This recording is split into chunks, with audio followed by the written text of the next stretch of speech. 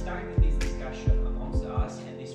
With this conference, with gathering a lot of people, a lot of scholars and experts here in Luxembourg, we wanted to highlight the importance of the Adequate Minimum Wages Directive, not only for the field of EU labor law, but more in general in EU law. Well, that very much begins what adequate minimum wage is. What is the concept of adequacy? It is construed widely as a material concept, and that actually brings the directive into question because of the limited competences of the EU in the field of pay.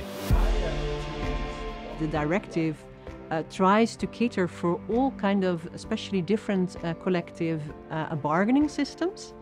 It was, I think, challenging to come up with definitions that on the one hand allow for all the systems and on the other hand try also to be a little bit precise.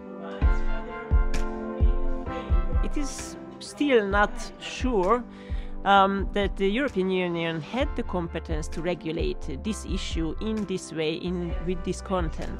So there is still a case pending in front of the Court of Justice, so it is still unclear.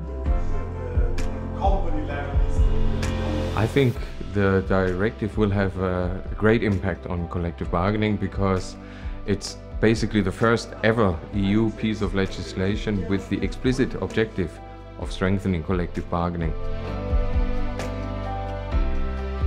We see that the directive already has had some impact in some member states, for example in Ireland or in Romania, where the systems, in particular as regards auxiliary legislation, so legislation to support collective bargaining, have already been adapted. I think this directive is mostly about collective bargaining, and it was really targeted at countries like mine, Hungary, and especially on Eastern European countries.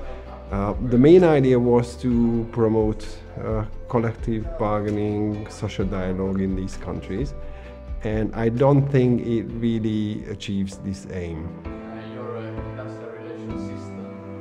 Germany will have to do something, because no matter how you measure the 80% quota, it will not be met by Germany at all, that's for sure. And so something has to be done. And of course, it is quite unclear what that will be right now.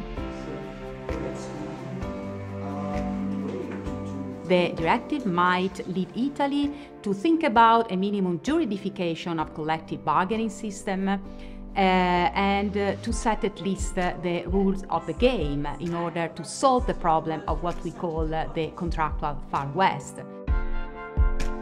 I have to mention that we don't have a system of collective judicial enforcement, only individual claims, and this makes it very difficult for workers to have an effective access to adequate wage.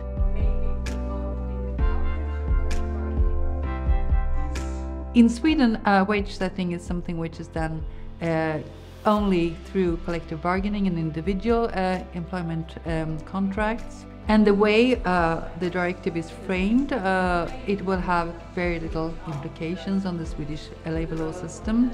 The coverage of collective bargaining is already 88% in Sweden, so Article 4.2 is not relevant for us.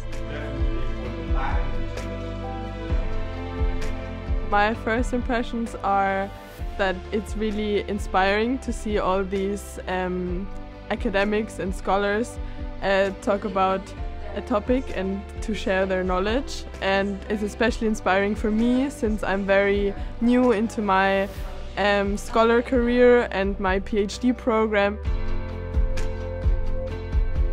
It's very important to get in touch with people from all over Europe and to get in touch with different perspectives, and I think this helps to get a better understanding of European legal law. So I think it's very valuable that so many people from all over Europe are here and discuss these topics. It's exciting, it's new, and especially when you arrive, you have the feeling that all the other people know each other and already friendly with each other, and you're kind of new, and that can be intimidating. But like I said, the atmosphere of everyone is super friendly and really motivating to also like speak up or share opinions, and this is something really nice, something I really appreciate.